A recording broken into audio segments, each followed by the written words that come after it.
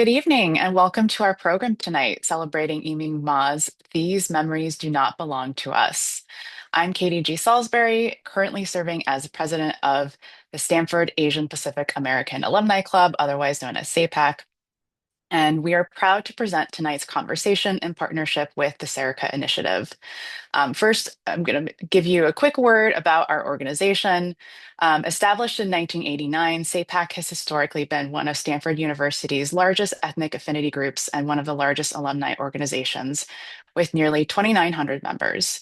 We are dedicated to connecting Asian American and Pacific Islander alumni to the university and to each other. Membership in SAPAAC empowers you to attend numerous events in your region, engage with a thriving alumni community, and receive the latest communications about our alma mater from an AAPI perspective. So if you happen to be a Stanford alumni who is tuning in and you're not already a SAPAAC member, we highly encourage you to join us, sign up for our monthly newsletter, which will tell you about all of the wonderful events that we're doing like this one. And I'll drop a link to our website, sapac.org, in the comments if you'd like to follow up on that. And with that, I will hand things over to Daniel. Fabulous. Thank you so much, Katie. So wonderful to have you all here with us. And it's really wonderful to be partnering with SAPAAC on this event. So thank you so much for that.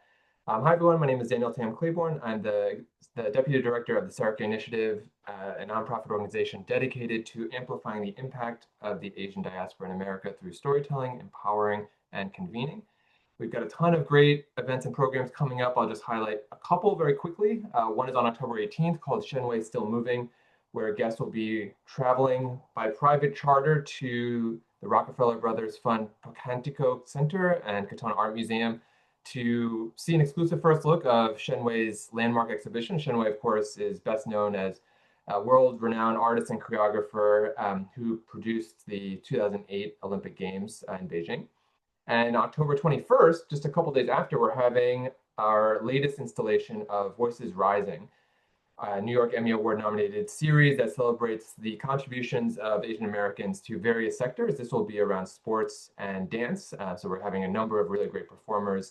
And that event is completely free and open to the public. It'll be held at the Asia Society. So we're really looking forward to hopefully seeing you all there.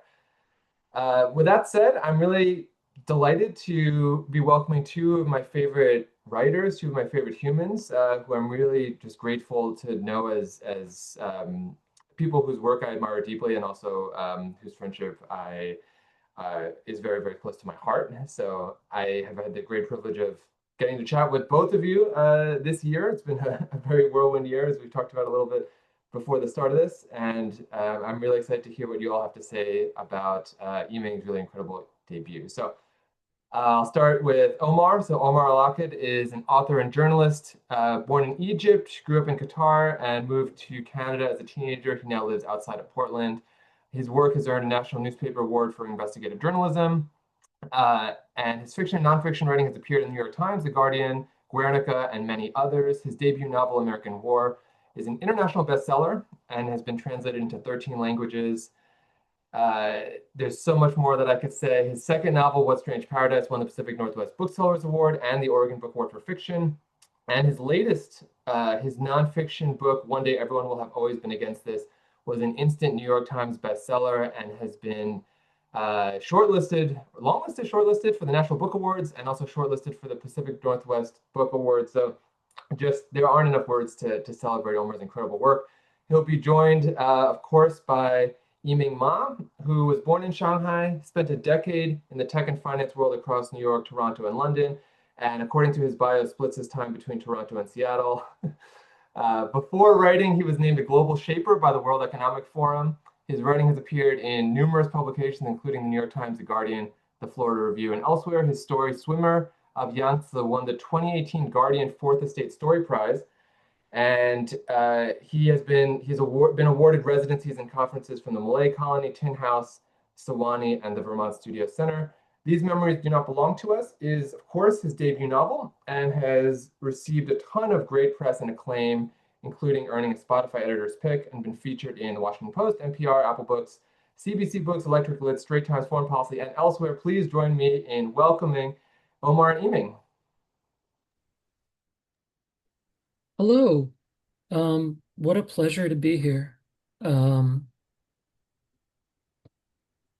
so I was going through my very messy, as you can see from the sort of background, my room here, looking for a copy of your book in anticipation of this interview, and I found five different copies um, because you and I happen to have the same editor in Canada.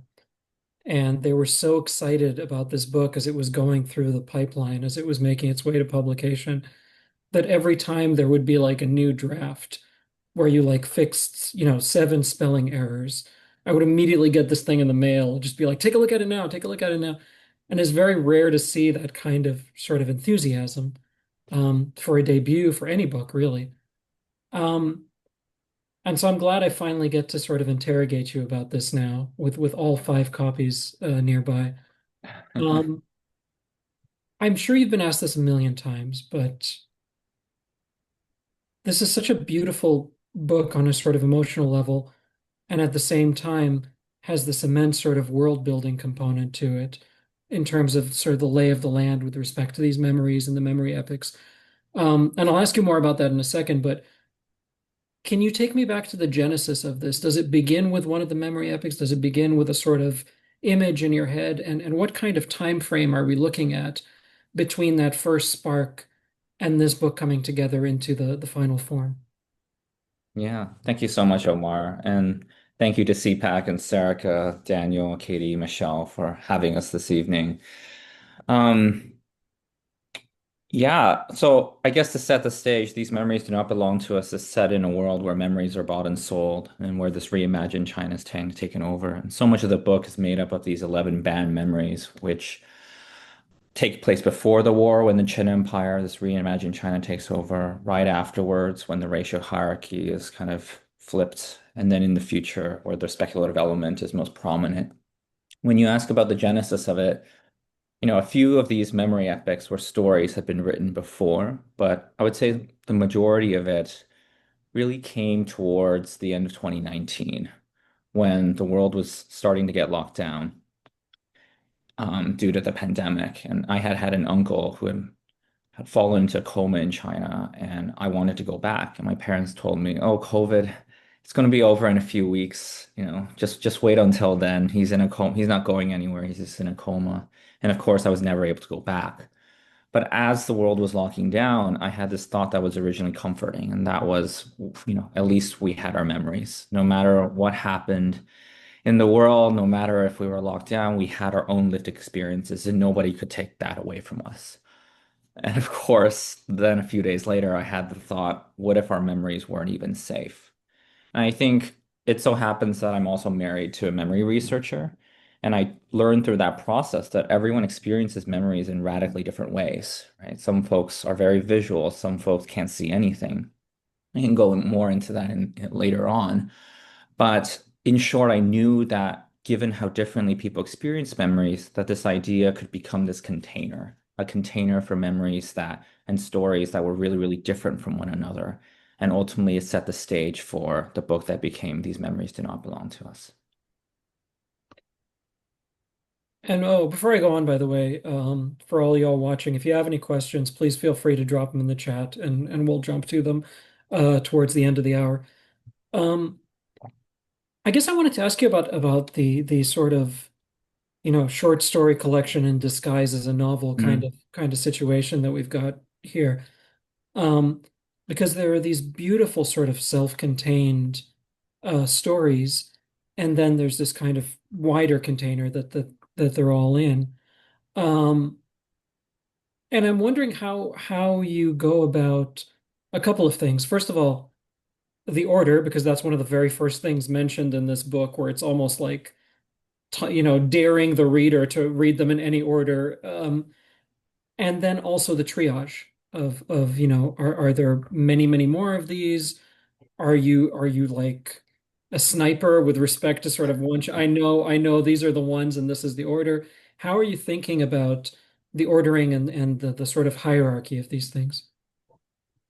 Yeah, no, those are great questions. And I'll tackle them kind of in the order that you mentioned them. So, So just for context, at the beginning of the book, the protagonist, this unnamed narrator, receives this collection of bad memories from his mother. And these are the 11 bad memories and stories that in the very beginning, the narrator allows the reader or suggests to the reader that they can be read in any order. Um, and I've always thought of this book as what a constellation novel. And the first time I had heard that expression was when I read the novel Flights by Olga Tokarczuk. And that was a book with 116 different narratives, all revolving around the theme of travel. But they're all different lengths and different protagonists, and the links are sometimes rather nebulous. And I saw that as an inspiration, and something that I wanted to explore as well as I was writing this book. But I also thought of it more literally as well. Like, what is a constellation? And I thought of each of these stories as potentially their own star, as something that could shine brightly on their own, but together could form a deeper picture. And like a constellation, it's not like you always draw the line really clearly between each other. You kind of have to imagine it. You kind of have to draw it yourself, and everyone will draw them differently. But I wanted the themes of survival and resistance and collective memory, these really challenging themes to connect them, and ultimately the themes of love and family that are in many of these stories as well. In terms of how I determined the order, that was really something that I had to do a lot of listening to figure out. I just intuitively felt like I needed to create a certain balance of stories that were set before this war when Qin takes over, right afterwards, and then in the future. But I couldn't really start writing any of these until I really heard a voice that was compelling to me, until I had a conceit or an angle that I wanted to tackle this world, whether that was after the mind banks or these memory banks were developed or before potentially. I also wanted to think about how the same story earlier could be recontextualized later on. Um, and so it took a long time to honestly figure out. And from a craft perspective, more of the stories early on tend to be before the war or right afterwards. And more of the ones really after the war or really set in the distant future tend to be a little bit after, tend to be towards the end. But that's not a hard fact, and they really are mixed in together. And I really listen for how each voice would actually flow into the other. Um, with regards to whether folks could read them out of order, I think in some ways that stemmed from a fear of mine, which as a reader and having read both books like this and story collections, I sometimes read things out of order. And I felt as an author, I had putting so much pressure on myself to figure out the perfect order. In some ways, giving up that authority allowed me to reclaim authority in a way, and knowing that I'm giving that permission. And by doing that, I'm also encouraging the reader to embrace their power, right? Embrace their power as a reader in a times when we can potentially feel really powerless. And at the end, from what I saw, a lot of readers actually never really took that power themselves. And I wanted to explore that dynamic towards the end as well. Does that answer your question? Yeah, that's really fascinating. That's really, really interesting. I have a million sort of jump off points, but before I go any further into them, would you mind giving us a short reading? Yeah, yeah. Why don't I just read a little bit of the opening because we're on Zoom and and folks can also find part of this elsewhere. But I'll just read a little bit of the opening that sets the stage for this world, sets the stage for this inheritance of memories. So here we go. These memories do not belong to us. When I was a boy, my mother used to tell me stories of a world before memories could be shared between strangers. Although all of the stories took place long before she had been born, it was easy to believe that she had witnessed them firsthand. Her lips would tremble, her voice rising with excitement. Wistfully, she would describe a time when our ancestors shared their thoughts, using nothing more than words, such a primitive tool to allow others to experience their most vivid personal memories. Some of the memory epics from which she drew her stories must have been censored already by the party. Any loyal patriot would have deleted these memories, for instance, the tale of an armless swimmer during the Cultural Revolution when citizens still raised children with disabilities, or the meta-creational epic revolving around the incineration of Ribbon, a military campaign that our youth no longer study.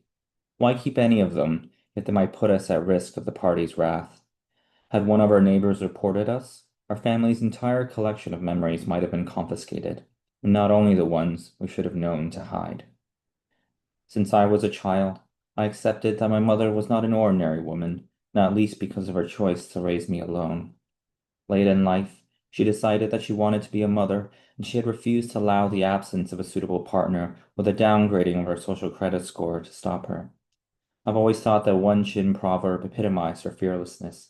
Even if the sky collapsed, she would use it as blanket to warm her body. So why would the memories stored in such a woman's mind bank be any less remarkable? Since the devices are directly installed into the hippocampi in our brains, I like to think of our mind bank as simply the extension of our mind. Still, my mother was careful never to send any sensitive memories to my mind bank to avoid unwanted attention. Now that I reflect on that precious time together, perhaps that was why she told me all those stories via voice in the privacy of our bedrooms, back when we were permitted to stop our mind banks from logging data at home and away from any neighbors who lived in our tower. All my life, my mother had tried to protect me. So why would she risk everything by leaving me such a dangerous inheritance? It is hard to imagine a world where mind banks did not exist. After all, none of the prosperity we enjoy in Chin would be possible without their invention. Before mind banks, every military scientist conducted their research in solitude. The only way they could collaborate was via voice, or trading words across physical screens. Think of all the meaning and nuance lost in every exchange. When the first mind bank prototypes were tested, our rate of scientific innovation began to accelerate exponentially. Without them, it is doubtful whether Qin would have been able to defend itself against the Western powers that oppressed our ancestors, much less crush our enemies once and for all in the war. Mind banks made Qin into this great empire. So it is natural that for most of my life, I could not comprehend my mother's distaste towards memory capitalism, the buying and selling of memory epics that represents the bedrock of our economy. Thank you.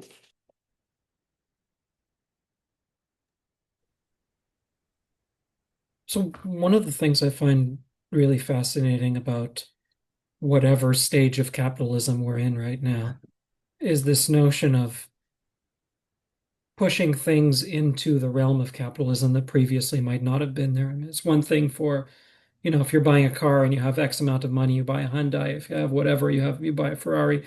But then Mm. you start to extend it into healthcare. And then you start to extend it into friendships and Zuckerberg talking about getting AI friends and so this seems like an extrapolation of that. And we start to extend it into memories and this idea of memory capitalism. And one of the things I was thinking about when I was reading the book is your own sort of biography and your own background, because you Mm. have these two sides to your story of you've done the sort of MFA-ish kind of stuff and the residencies and the kind of things that I would associate with the debut novelist, but you've also worked in finance and tech and these sort of billion-dollar corporations. And I'm wondering from that side of your life, how it informed the way you're thinking about something like memory capitalism within the confines of a story like this. I have so many thoughts about what you said earlier, and I recently I mentioned to you yesterday that I was on the fiction nonfiction podcast, and you referenced some of that, right? How capitalism encroaches. I think my background, and for those in the audience some of whom may know this, I attended Stanford for my MBA, and so I had a business background before that, having worked at McKinsey, interned at Goldman Sachs, did impact investing, and have worked in tech. So I think where that stems from in some ways is related also to the background you didn't mention, which is that I'm a first generation immigrant from China, that we came here with nothing. And my parents told me that I had to learn the lay of the land. I had to understand what rules there were here. And capitalism was the dominant economic system. And so it seemed really natural, unless I became a doctor, which my parents would have been very happy if I had chosen that path. Unless it was a doctor, honestly, business was something that they could get behind and something that made a lot of sense to me to learn. And so for most of my life, I was under the impression that capitalism was here to stay, that there was no alternative path to that. And tying it back to China as well, in some ways, when I grew up during a transitional phase in my birth country. And so while China is run by the Communist Party, there are many, it's a very much a market economy in many ways, unless the government kind of, steps in for various reasons, often political. And so even then, when I would go back to Shanghai, you're seeing market forces at play. None of that was in conflict with each other. And so I think that mindset that this is the way things are, the resignation that it is my duty to figure out where I fit within it, right? If I don't have money, I will go buy that Hyundai. If I cannot afford real friends and community, I should go on Zuckerberg's platform and find either AI or VR friends a few years ago. I think that's kind of where it shows up in the book, in that every character here is not really thinking about overthrowing as a default. It's actually something that they're reluctant to even confront. Because what does it mean? What does it mean when the forces required for resistance seem so big, when the world seems like it cannot change? And if so, how do you survive in such an environment? And so I think that theme of survival is probably the biggest thing that came from my experience working in capitalism, living in capitalism. And I see that even today for people who work in tech, who work in AI, whatever the morals might be regarding it, so many people that I know feel like they have to incorporate AI. They have to learn AI, or their own futures, or the futures of their companies will be at risk. And so they're often operating in a survival mindset themselves. And that's something I actually think among the literary community, we don't always understand. We interrogate the morality of these things. We interrogate everything related to AI, but the people working within it are not actually grappling with the same kind of problems. They have different problems of survival that they're actually thinking through. Yeah, it's interesting because you bring up this component of the sort of immigrant background, and obviously your background is very different than mine. And yet a lot of the things you're talking about sound inherently very familiar, right? This notion of like, we're coming here, we want you to thrive, and these are the avenues that we know. And things like becoming a doctor or sort of, like this is what the winners do kind of thing. Um, I am curious about that component though, with respect to your personal situation. Um, there are a bunch of places in the world that I can't go to anymore as a result of my writing. Yeah. And I'm wondering when you're writing a book like this, Mm. set in the situation that it is, both geographical and geopolitical, how you're thinking about that with respect to that part of the world. I mean, you wrote an editorial recently for the Globe and Mail about self-censorship and sort of how that can impact writers of all kinds. How does it impact you? How are you thinking about it when you're writing a book like this? I have been really conflicted about it, but the truth is, most of that came after I wrote the first drafts of this book. When I was actually writing the book, it started off with the idea of these memories. And when I made the decision to set it in a world, at least half of the book set in a world where this reimagined China, that which becomes the Qin Empire, takes over, I did so in a way so that I could create something where the Asian protagonist could be read from the lens of the majority in some ways, rather than always from the lens of the minority in relation to whiteness. And I did that in some sort because I didn't feel like I had authority over the world that I already lived in. And I felt like by doing this, there's a freedom. There was also freedom to having cultural norms that I took for granted be the default in the world I was writing in, and not worrying about how the reader in the West might interpret it, right? It was up to the reader in the West to understand the rules of this new world I had made up. And US-China politics were tense then. I think they've gotten more tense now. And it was really after I wrote the book and went out to agents and sold the book that I really had to grapple with, are there consequences to this for me personally? And before I did so, through the course of writing this book and beyond, I spoke to a couple of activists and people who could not go back to their own country, and talked to also writers who have been under heat for what they've said or written about my birth country. And, I think there is something about the fact that this is a work of fiction that is protective in some way. I think there's another fact that, I've never overtly say anything negative about the party in here. I think it is kind of the way of life in this book. And I've been made it very clear in interviews as I've been promoting this book that this isn't intended to be an anti-China book. And in fact, a lot of the themes and issues it deals with, even things like authoritarianism or so on, can easily apply to countries like the US. Like, if anything, the greater surprise as I was going leading up to pub was whether I could even say that and worry whether I'd be able to get into the US, like whether there was any risk I could not go on the 3.5 week book tour that I just came back from. I never imagined a world where that would be the case. I thought that was the natural answer to this. There were certain choices that we made to reduce the risk, but fundamentally, I found when I was writing this book and dealing with these themes of survival and resistance, I thought ultimately they were universal and human themes. And I thought that mattered. And I thought the book mattered and the stories mattered. And I had to stand behind that.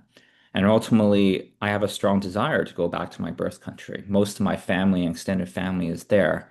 And I hope that whoever reads it around the world, that they can see the purpose of why I wrote this book, see the humanity behind it, and appreciate the stories and the themes for what they are, rather than seeing it as overtly political, even if I guess writing is always a political act. Does it change the way you think about your relationship to Mm. that country and to that background to write a book like this? I mean, I found again, like there's elements in this book, even from very early on, where you're talking, for example, about these exams, these standardized exams that are going to determine the rest of your future, right? And obviously that has its own context within the Chinese context, but like coming from Egypt, like my dad couldn't study pure math because he failed the French part of the standardized exam. And like, so what the hell does that have? I'm wondering if it sort of forces you to reconsider how you personally relate to the country and to the background to be writing a book like this. That's a great question. And I have to ask you afterwards to share your perspective because I believe that's a lot of the book you just wrote, right? And the wonderful book that so far I believe is only longlisted for the National Book Award Prize, to confirm with Daniel, but I think still has, a lot of room to continue down that path. I think it has changed it, but I think it has actually. I think my perspective about China did not change quite as much as I was writing it. I think I had a strong angle and idea that within each of the stories and memory epics as I was writing them.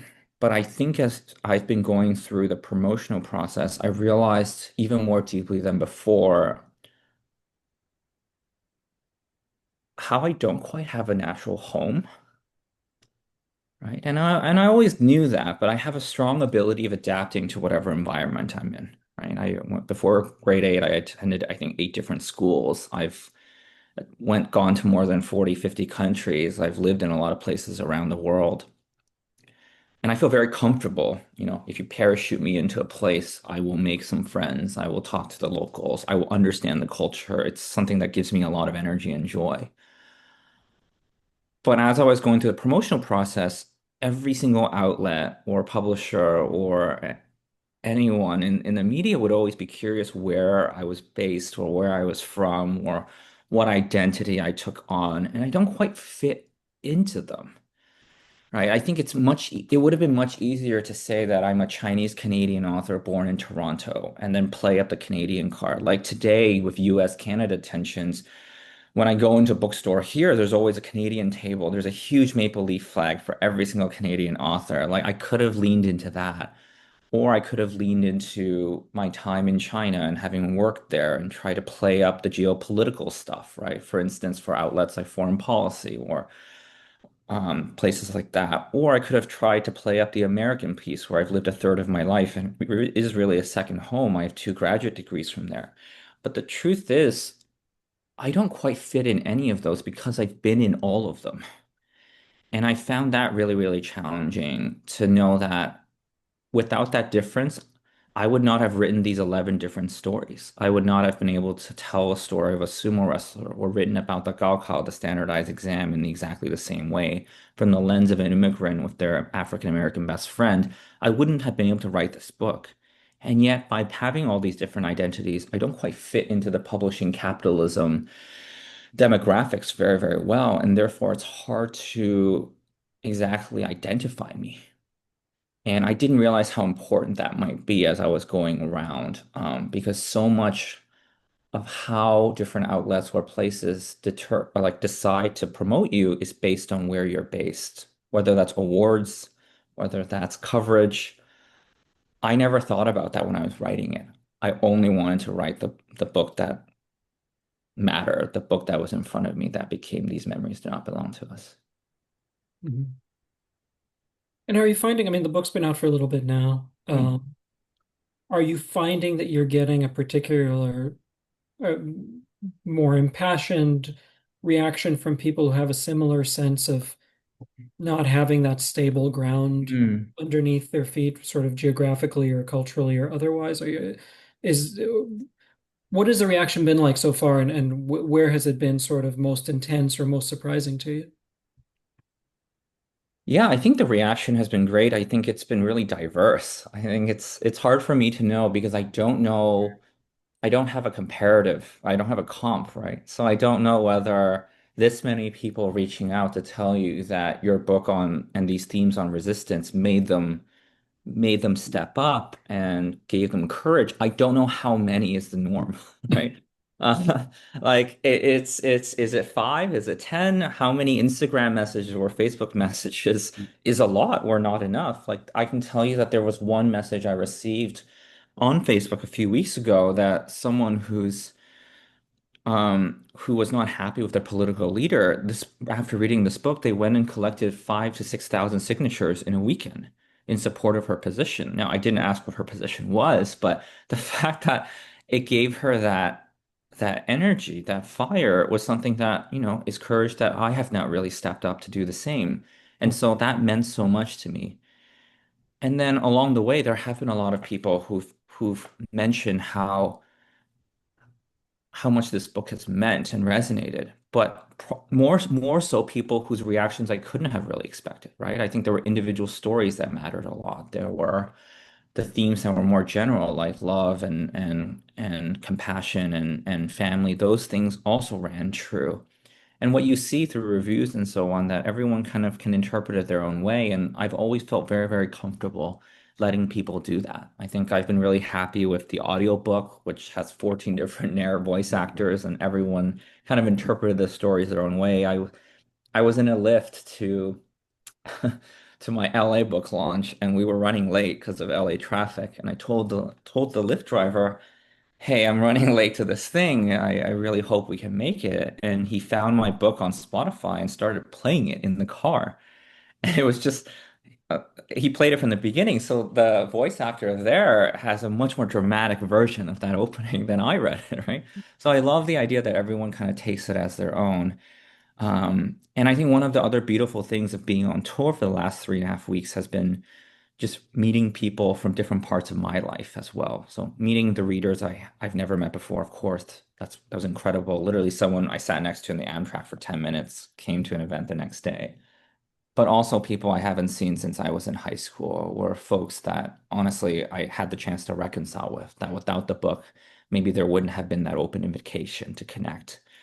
Um, I do wonder, though, because of the background, because of being unmoored from different identities, whether people from that first generation immigrant, how many of them get the chance to do this? How many of them are reading fiction, right? Versus having to get jobs like in business or doctor or engineer or lawyer. How many of them are actually reading fiction these days? And it's a question I have about men as well, right? Like how many men or people in tech are reading fiction. More often than not, I hear them bringing up nonfiction or ways to improve their productivity.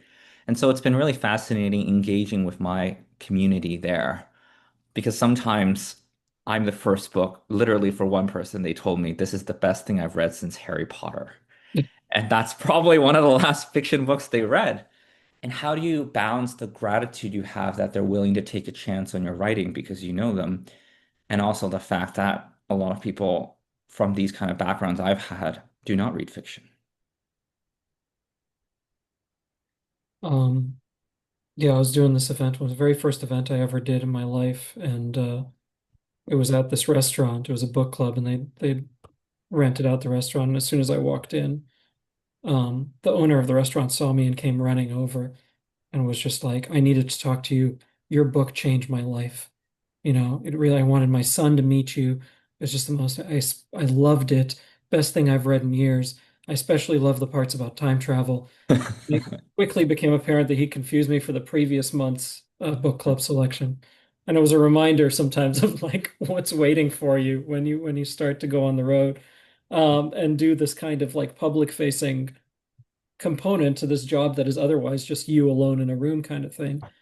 And I wanted to ask you about that. I wanted to ask you about, this is a bit inside baseball, but like we've known each other for a little while, and I got to sort of see you navigate this first, debut novel process. And a lot of the time we talk, and you'd be upset because something wasn't quite perfect with like the marketing of it, or the cover, or the whatever. And at first I was like, oh no, this is his business background. This is his like hyper efficient, whatever. And then it occurred to me after a while, like, no, not to be crass, but like this guy actually gives a shit. Like he cares. He cares about this. And it I could see it sort of taking its toll on you because, for anyone who hasn't published a book, you go from this incredibly solitary thing, and then slowly editors and agents and marketing and cover designers, and it becomes this group effort where you can't control all of that. And I'm wondering whether you've now come to realize that this is how you're going to approach every book going forward, or does this feel like your first child where you like wrap them up in bubble wrap and then the second child can go wander in the wilderness? Like, do you think you're going to change your level of obsession with detail with it, or is this something you've now realized this is who I am? That is inside baseball, and I did not see that question coming. I the funny thing is that you've seen me along this journey, and the truth is, I have been trying to let go every step of the way. I think what you're seeing is me already letting go, and I had a brief period where I worked within Penguin Random House on this publishing fellowship, and so I've seen what it looks like on the other side as well, although not in the imprint in which I sold the books. And I had this thing which I told you where I wanted to make sure that I didn't have any regrets this year. I worried that, there are no guarantees. I've never taken anything for granted along this journey. And so if this is the book that I publish for the next 20 years, I wanted to be able to look myself in the mirror and say that I did what I could for it. And I've always felt a big distance between the book, which I have a lot of confidence in because I put so much into, and then myself, who is a human, who is an author who is fallible in every way that any other author is. And there are plenty of mistakes I've made along this journey as well, whether with people or whether even in the book itself, were things I would potentially change. And so I'm grateful that you bring up this attention to detail and care, because I do care deeply, and I hope that it shows for the readers who are here today, who have a chance to pick up the book, who eventually go through it. And if anyone ever does, I always do, please let me know, and I'm always happy to say hi and thank you for it. But I think going after that, after the book tour in particular, which was very pretty extensive, right? I think I went to 7, 8 cities and had 13, 14 stops. I did have to look myself in the mirror and say, was it worth it, right? Was all the grief of all that, or could I have let go more because there wasn't much control I had over it? And the truth is, I think for the first time in over a year, I do feel a sense of peace about it. I think I have a peace about it because the reception has been really great. But I'm also have a peace that it's not a New York Times bestseller, and I did not try to game the system to do it.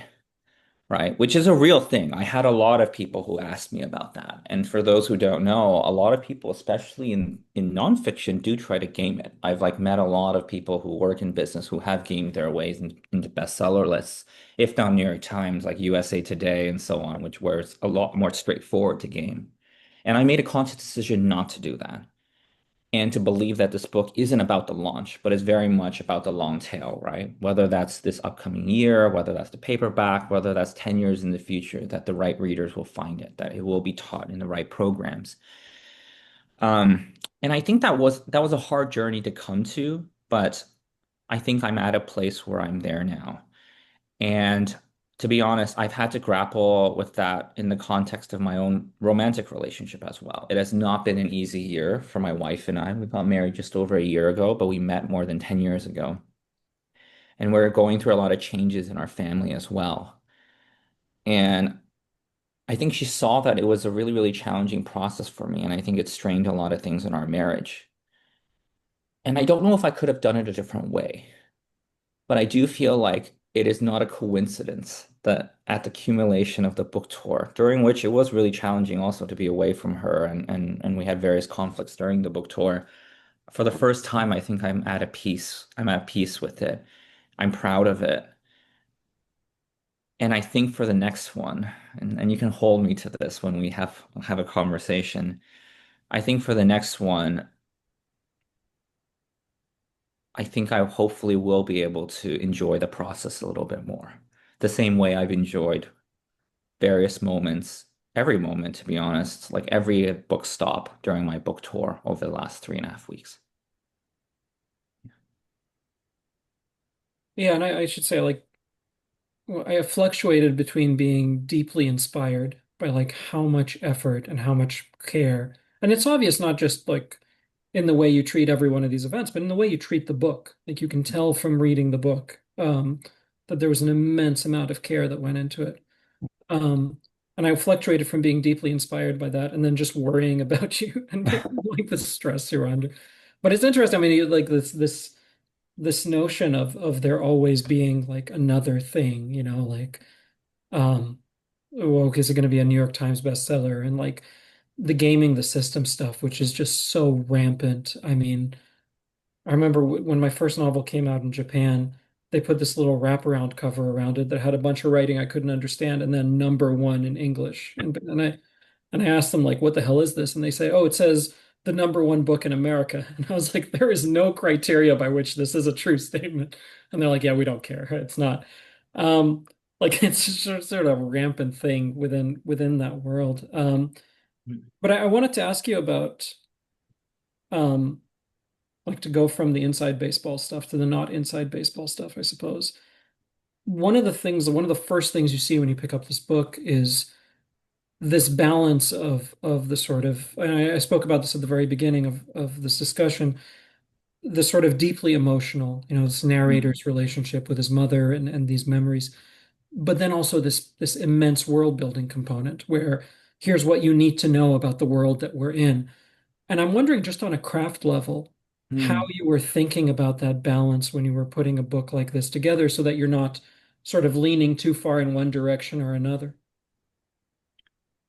Yeah, I was really thinking about the balance from the beginning. I think I had this, the metaphor of the scale always came to me. And I think that emotion, that deeply emotional element is almost necessary in order to balance the scales with the world building and the technical components involved in it. I think you go lean too far in one way and you lose potentially what the reader needs as they're entering the speculative world.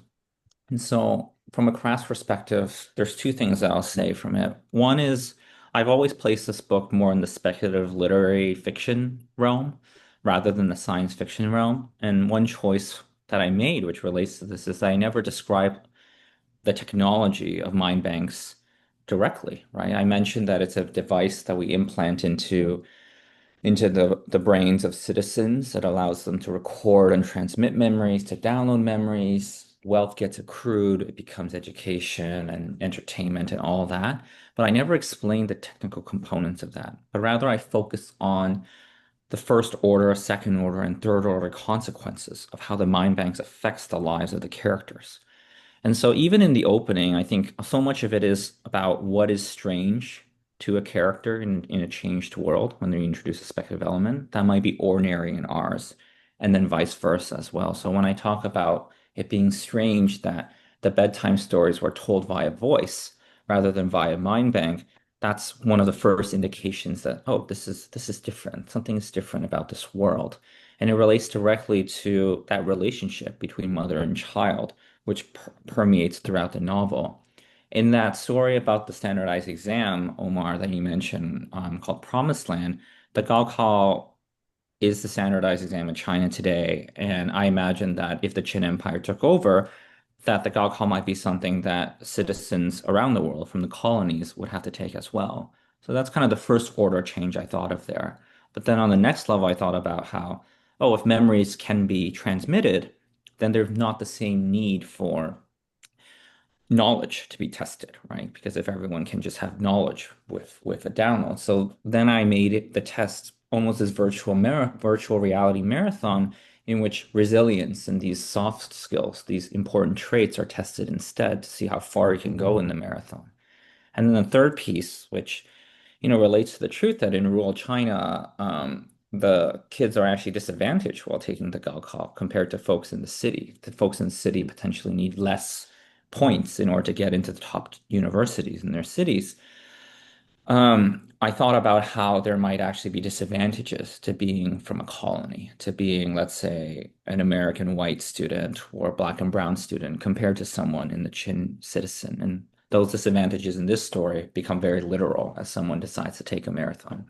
So I was much more focused on that. And, just like with AI, we know that how ChatGPT, how we know how to use ChatGPT, or we know how it's being used rampantly in universities for students to do their assignments, but we don't always know the underlying technology well behind it, right? We don't know that a few years ago there was a famous paper called "Attention is All We Need" that eventually, introduced the concept of transformers, and then transformers allowed LLMs to actually become as sophisticated as they've become. That is not as important. The tech isn't actually as important to the layman, but the layman is the character, let's say, who's going to the stories. They care about how that technology affects their lives. And that, for me, from a craft level, is what I focused on. And then from a craft level of introducing that, the first memory epic, if you follow the order, is set in a world where the Qin Empire takes over, or has recently taken over. So in that world where the power dynamic has shifted, the character is understanding what the world looks like with the new mind bank prototype, what the world looks like with the Qin Empire taking over, what it looks like when the racial hierarchy is flipped because he used to go to school in Washington, D.C. And that was an intentional choice in order to ease the reader and ground the reader into this new world. That's such a fascinating answer. I mean, like, I wish I could have articulated it that way. This notion of like second or third order consequences, because I do think that that is one of the truly like the best parts of writing this kind of work, right? Is that you Yeah. get to sort of jump various levels into it. You mentioned something at the very beginning of this that we sort of let pass, but I have to ask, like being married to a memory researcher and writing Ooh. this kind of novel, like you got to have some like how does that impact? Is there a certain point where like your partner reads a draft and is like, this isn't how a brain works at all? You've got like what is the Right. practical impact of being in that kind of relationship and writing this kind of book? Yeah, well, I think you're married to a scientist yourself, right? So, I am, but my work is so bad to begin with that it doesn't meet the level. She's just like, this is all nonsense, so keep going. well, I think, it's similar from my perspective, right? I think from the very first notion, honestly, when I showed my wife the early stories, she didn't even really mention how it related to her research. Because when I first met her, she was doing more like her thesis was on early onset detection of dementia via virtual reality, so nothing to do with memories. And it was only after we moved to Canada for a while and she's also a psychologist. She was converting her clinical psychology doctorate and started doing this memory navigation. So there was a period where I started writing this book. I didn't quite realize that she had pivoted her research. But when she first started reading it, she was reading it as as a fan in some ways, right? And reading it as a critic. And it was only later as the book was forming shape that I asked her about the science. And she was like, oh, of course the science doesn't make sense, but this is fiction, right? This and I was like, yeah, I guess there wasn't really a way that especially because the science on this is speculative and the science isn't quite real. It wasn't my priority. And I think there's an alternate book that I would have done that. But if I did that, it would be a very different book. I would have prioritized putting in the science fiction realm, right? Because if the science matters, it would have been for a different audience, and I would have focused more on those rather than the themes of survival and resistance and the tension between them that it ultimately did. But I do find it really fascinating. Two things I'll just bring up really quickly. One is that through her memory research, I realized that I test close to the line, or actually past the line of this condition known as aphantasia, where I don't see visuals for the most part in my memories. And so same thing with dreams and everything like that. I just cannot see things in my head visually. I know when I can do something, we can go to an event. I'll remember the conversation to the best of my ability. I'll remember who was there. I'll remember facts around it, but I won't remember the visuals of it. And so I think what that meant is for this book, a lot of the stories do involve a significant interiority. And when there are visuals, they're very intentional. And what's been fascinating for me is a lot of people have how brought up very visual elements from different parts of my stories, and that's what captured them. I think it's because of how intentional they are and how they're juxtaposed within each of the book's stories. But through that, I also realized again how differently people perceive memories. I've now met people who I realize can go through their memories like video games. And it's very different than what I do. But I find that when they're a writer, they tend to include way more description than I'm comfortable including in mine because that's how they see it and that's what brings joy to them. But there are consequences to that. You lose a lot of speed when you include significant description. A lot of my description is in passing, right? The description is, let's say, only when they're going through something, they see how the light hits something because the light hitting something affects something that they're thinking about. I would never write that the light is a certain way just for the sake of describing, setting the stage for the room. And I think that understanding of how my memory is really unique from most people, um, I may not have even realized because aphantasia is not a disability, has not been something I really realized through that was an issue until I started writing this book, until my wife pointed it out as we were going through it. That's really interesting. Yeah, all I do is describe the light. I mean, it's the reason the Yeah. first drafts are like 300 pages too long. Mm, Is that's a really interesting approach. There's a question here from the audience that's either going to have a really interesting answer or no interesting answer at all. But were you influenced at all by the film Strange Days? Yeah, I'm seeing it now. No, I was not. I'm not. I've heard of this film actually afterwards, but it is not a film that I was familiar with as I was writing this, unfortunately. Um, One last question before Mm, I let you go. I was thinking a little bit about the distance between the person who mm, starts thinking of this, the person who writes it, and then the person who has to be public facing about it. Because at least in the context of my two novels, that distance was about a decade. If you go from the first sort of instance of thinking about the thing that right. eventually becomes the book to Yeah. when you're out there on the road, sort of. And I'm wondering, like, to ask you a memory question, I suppose, how you think about that guy who started this process all those years ago, and what kind of conversation you would have with them about what this ultimately became.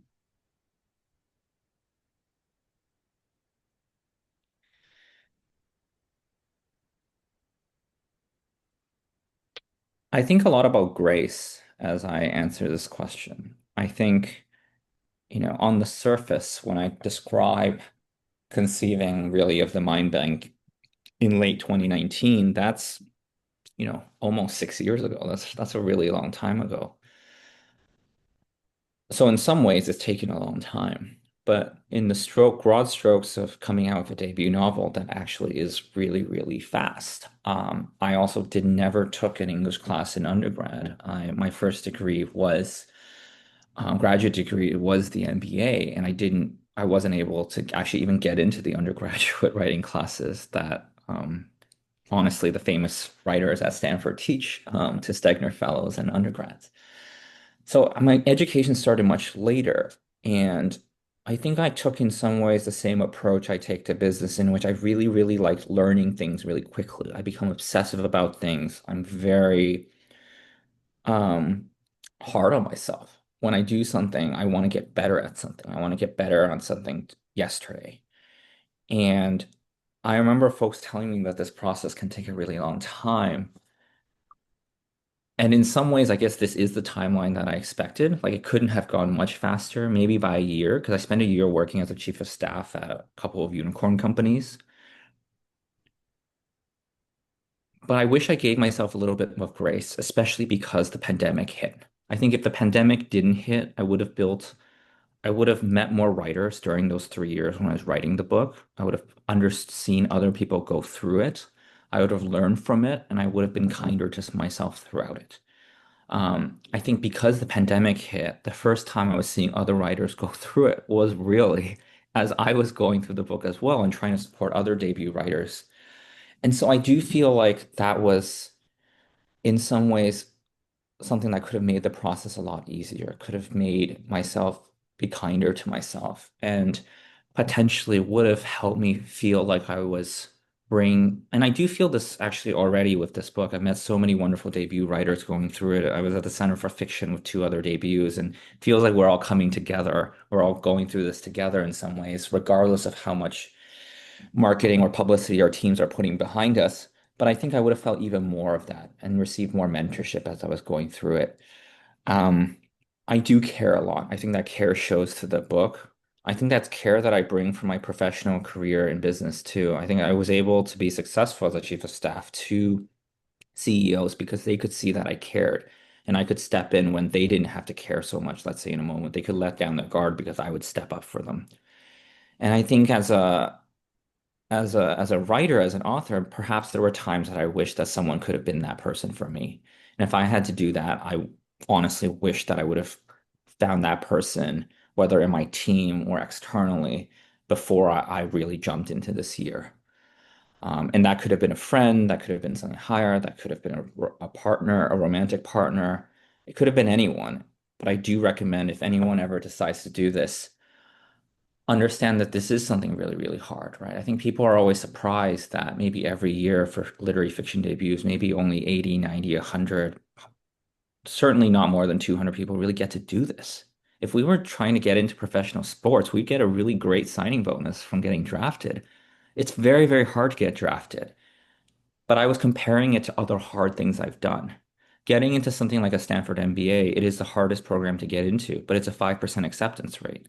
That is a much, much magnitudes of higher acceptance rate than what I did here. And yet I treated it as almost the same in some ways. And I expected so much of myself.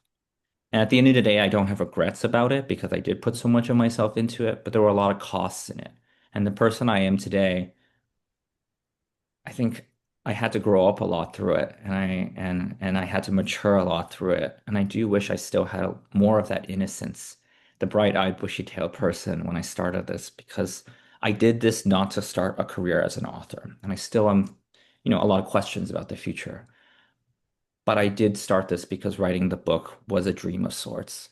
And after accomplishing the dream in a very real way, in an almost undeniable way, I still hesitate to call myself an author, and I still hesitate to say that, it was 100%, 120% worth all the sacrifices that it required. Well, it's a beautiful book. And as hard as as you are on yourself, and as much as we put all of this sort of emphasis on the first week sales and the first whatever, I think even all the positive attention that this book has gotten and all the positive reviews and blurbs, I think is just the beginning. And I'm really, really excited to see where it goes.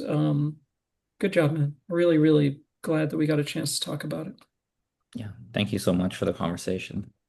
Thank you both so much for this hour we spent together. I love what you were mentioning, Yiming, at the end of just thinking about people who have been through that process and can act as, sort of stewards to sort of pay it forward. And that, when we get to that point in our careers, we can do that for others. And I just want to thank you, Omar. I mean, I think you've been that person for both of us, and just really, really grateful for the care and the time you spent with both of our books, with cheering us on from the sidelines throughout this year. It's been a crazy year. It's not an easy process, and certainly I think Katie would agree with this. Her book came out last year, and it's just not a challenge, or sorry, not a thing that most people know about. And I appreciate you guys willing to go inside baseball and doing that. I'm glad that we've had the chance to talk about a lot of this stuff off camera and off record. But to do this here and kind of open the curtain for other folks who are in this world and thinking about some of these issues, I think is a real gift to all of us and to our community. So thank you both for the conversation. Thank you both so much for your work, this incredible contribution you've made to helping us understand our world a little bit better. And thank you for spending part of your Tuesday nights with us. Thank you to all of you who were able to attend. And we're really grateful to welcome you back for another Serica Storytellers in the future. And thank you all so much. Really appreciate it.